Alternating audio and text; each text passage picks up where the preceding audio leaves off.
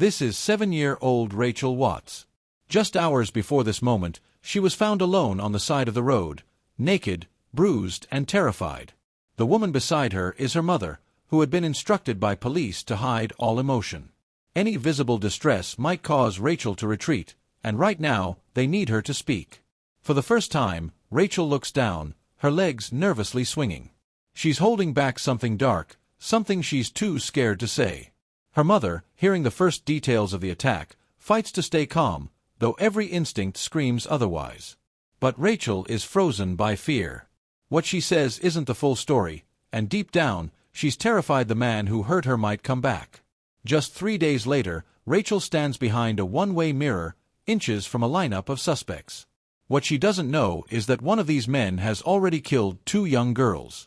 If she can't identify him now, he may strike again. It's 1990, in the quiet suburb of Whitehawk on England's southern coast. Rachael lives a happy life with her parents, Jenny and Peter. On the day everything changed, she was roller skating while her dad worked in the garden. She asked for a few coins to buy chocolate from a nearby shop and skated off in her white skates. By 5 p.m., her parents start to worry. Then, a knock on the door.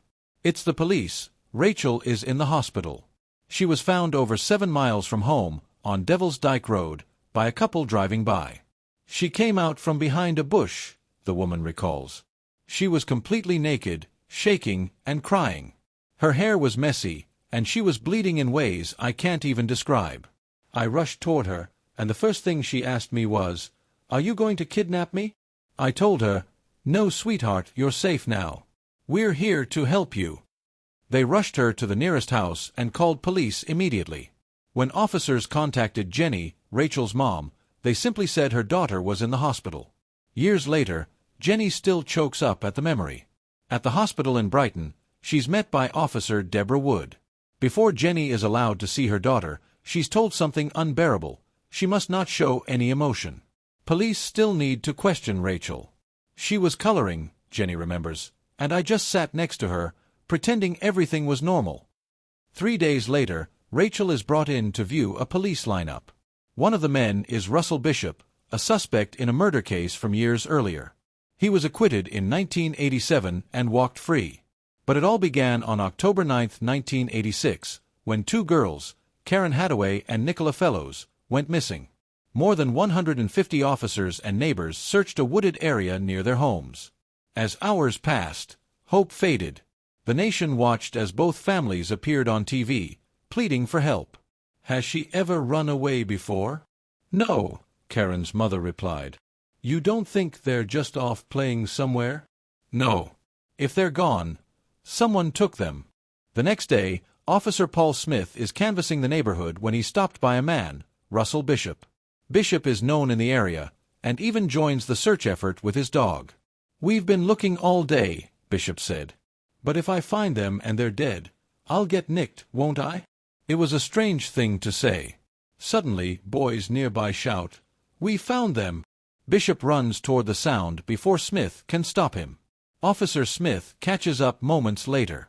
"Keep them back from the bodies," he shouts. The scene is chilling. The girls are arranged side by side, as if sunbathing. Nicola on her back, Karen on her stomach, arms draped around each other. "I checked for a pulse," Smith says, holding back tears. "They were cold. Like marble." The discovery shatters the community. Thousands are questioned. One name keeps coming up, Russell Bishop. He was familiar to both girls. He had been seen in the area the day they disappeared. A discarded blue sweatshirt, found near the bodies, becomes a key piece of evidence. It matches what Bishop was reportedly wearing, and it leads directly to his home. On it, police find ivy spores from the location where the girls were found, fibers from their clothing, and a specific kind of red paint, matching what Bishop had used on his friends' cars. Police take the sweatshirt to Bishop's home. His girlfriend, Jenny Johnson, answers the door. "Oh," she says without hesitation, "you've brought Russell's sweatshirt back." She unknowingly confirms it belongs to him. She even signs a sworn statement. To investigators, it's clear, Bishop killed those 2 little girls. And now, 3 years later, Rachael Watts may be his next victim.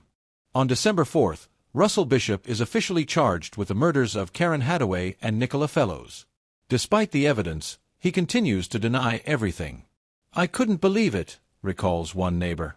"He was always at our house. I even played football with him. How could it be him?" For many, it was unthinkable. Someone they knew, someone familiar, capable of something so horrifying.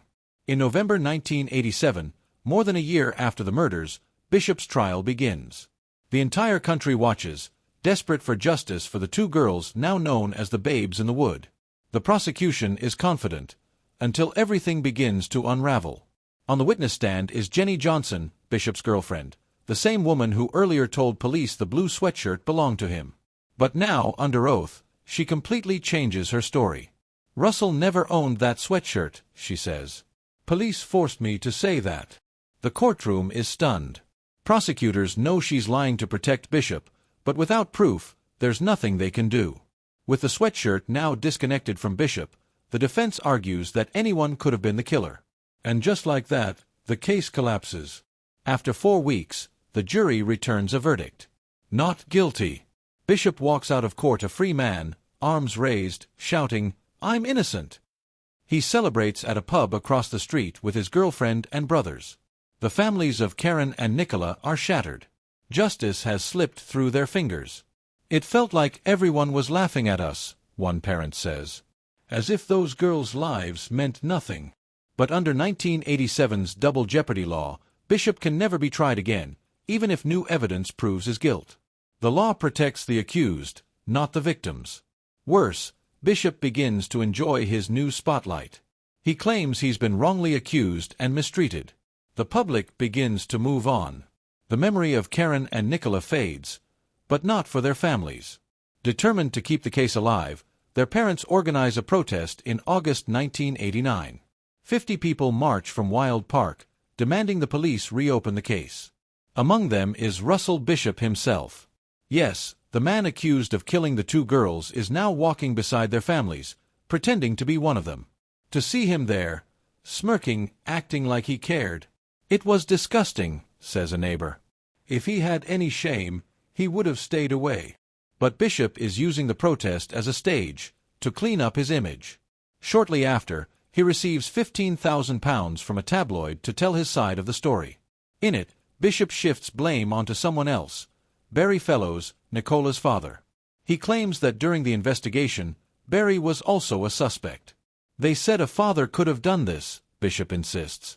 "It's a cruel accusation, and completely false." Barry Fellows is quickly cleared by police. But the damage is done. His home is defaced with graffiti. "Murderer. Get out. We don't want you here." The media frenzy only adds to the pain. "I've been accused of unthinkable things," Barry says in a public statement. "But it's not just me who suffers. My wife, my son, we've all been hurt by these lies." Russell Bishop got exactly what he wanted. He's no longer the villain in the public eye. And on February 2, 1990, Sussex police send Bishop a letter. The case of the Babes in the Wood is now officially closed. Which means someone has gotten away with murder. Just 2 days later, on February 4th, Rachael Watts disappears. That afternoon, 7-year-old Rachael is roller skating while her dad works in the garden. "It was warm and sunny," Rachael remembers. "Dad gave me £1 for the sweet shop, but I got lost. We'd only just moved to the area." She spots a man fixing a car and approaches him. He reminds her of her dad, a mechanic. She asks for directions. But before she can react, the man grabs her and throws her into the trunk. The car speeds off. Inside the trunk, lit only by the brake lights, Rachael spots 2 objects, a can of WD-40 and a hammer. She starts hitting the trunk lid, screaming as loud as she can. "I told him I'd give him money," she says. "I had the £1 my dad gave me. But he just said, 'Shut up or I'll kill you.'" Thinking fast, she removes her roller skates. She knows that if she gets a chance to run, they'll only slow her down.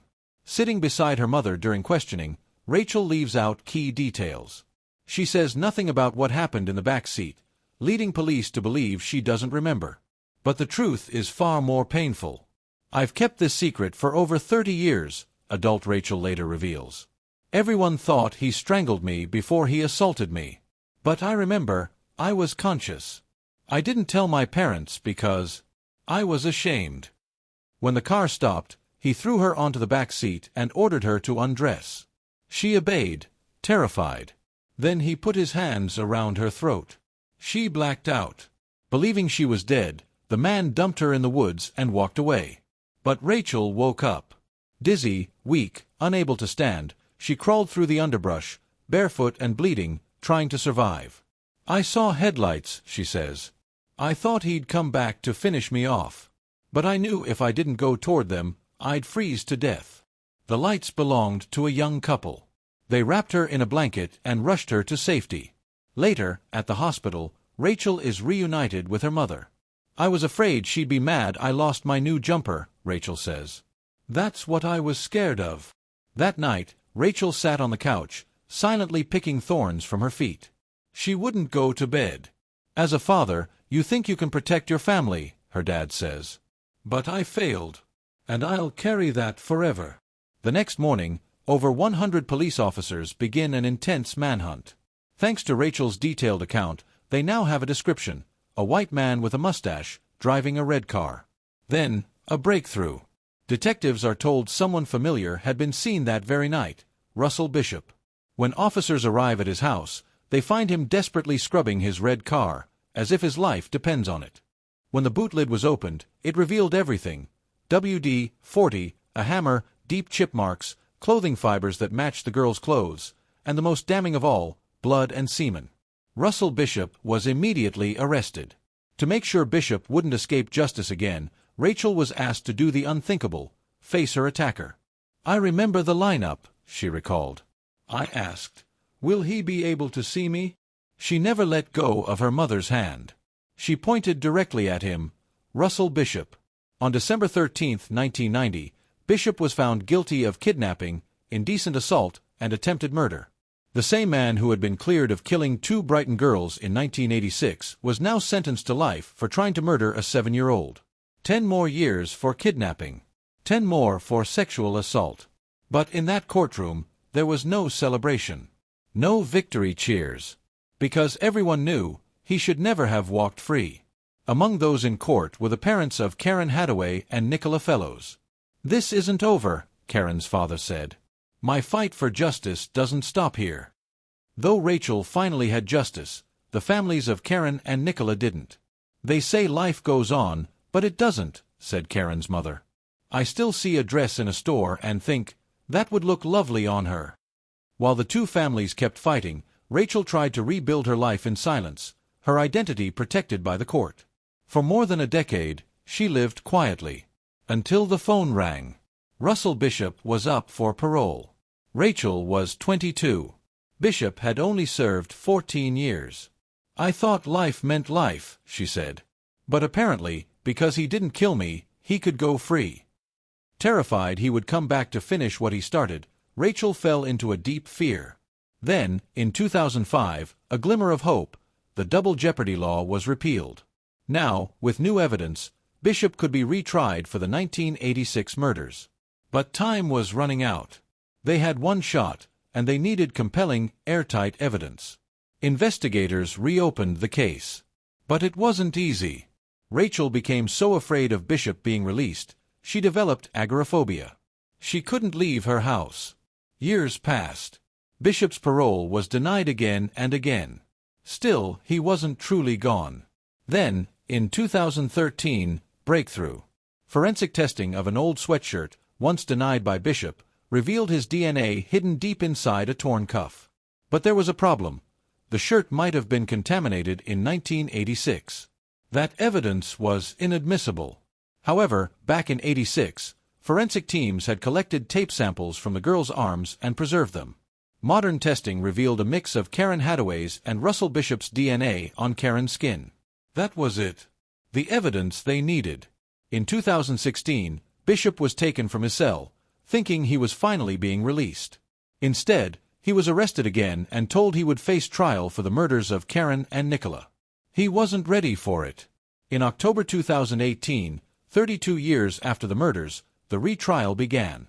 Bishop's defense said the sweatshirt wasn't his, and that his DNA was only on Karen's arm because he had checked her pulse. But an officer testified, Bishop never went near the bodies. His claim was a lie he crafted to explain DNA he never expected would be found.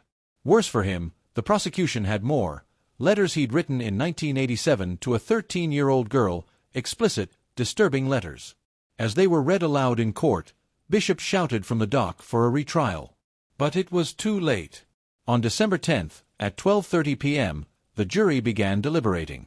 In under 2 hours, they returned. Russell Bishop was found guilty of the murders of Karen Hadaway and Nicola Fellows, 32 years after he had killed them. He was sentenced to an additional 36 years. This wasn't just justice, it was redemption. For the girls. For the families. I said I'd never stop fighting, Karen's father said. Now those little girls can finally rest in peace. Karen's mother opened her daughter's old chest of drawers after the verdict. I could still smell her, she whispered. Now she can go to her angel bed. She doesn't have to worry anymore. Rachael, too, finally began to heal. She built a life, a husband who showed her what love really means, and children she's endlessly proud of. The reason I fell for Jay is because he showed me what it meant to be loved. Real love. I want to stop hiding. I want to go outside, sit in the sun, and have a drink with my husband. I want to be in the present again. I'm still here, and I've still got a fighting chance.